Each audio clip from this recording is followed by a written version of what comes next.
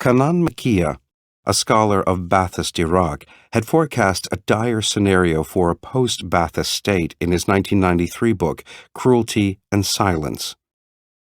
After Saddam is gone, when people's lives and those of their loved ones look as if they are on the chopping block, Sunni fears of what the Shia might do to them in the name of Islam are going to become the major force of Iraqi politics. The more Iraq's Shia assert themselves as Shia, the greater will be the tendency of Iraq's Sunni minority to fight to the bitter end before allowing anything that so much as smells of an Islamic republic to be established in Iraq. They see in such a state, whether rightly or wrongly is irrelevant, their own annihilation. Al-Zarqawi's choice to Iraq's Sunnis was therefore, my barbarism or theirs. In order to make his option even more persuasive, he needed to dispel one of the greatest liabilities to AQI's popular appeal, its perception as a foreigner's jihadist army. He thus needed to Iraqize his franchise.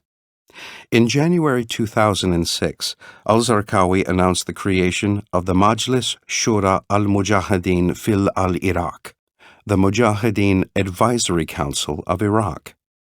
Initially, this consortium consisted of 6 different Salafist groups, 5 of which were Iraqi in composition, leaving AQI as the sole outlier, albeit with central control over the council's operations. Contributing to what was, in effect, a new marketing or branding strategy for takfirism was the chauvinistic and authoritarian behavior of the newly elected Iraqi government. Al-Zarqawi made no secret of his pathological hatred of Iraq's demographic majority.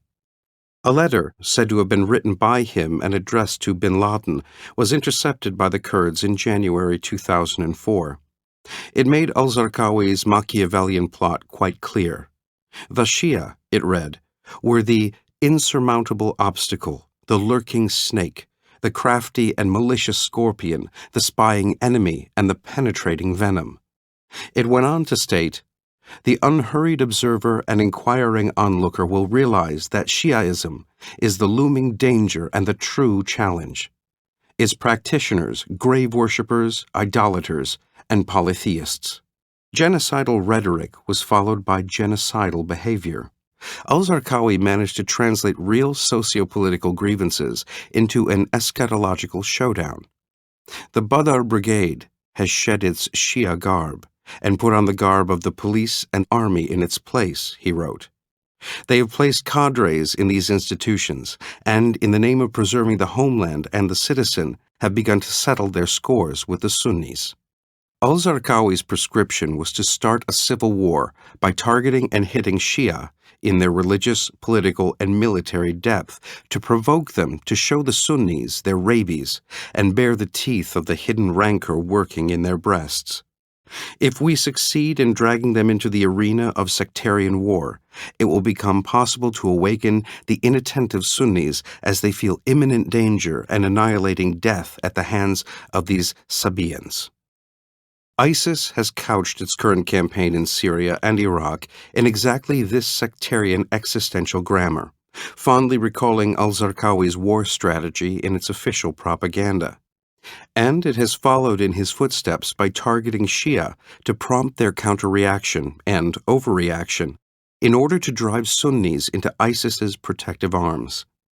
In June 2014, after sacking Camp Speicher, the former U.S. military base in Tikrit, al-Baghdadi's jihadists boasted, for instance, that they had executed 1,700 Shia soldiers the Iraqi Army had surrendered. That figure may have been exaggerated, but not by much. Human Rights Watch later confirmed the existence of mass execution sites of Shia with a collective death toll of 770. In Mosul, the very same day ISIS took the city, it stormed Badouche prison and hauled off some 1,500 of its inmates.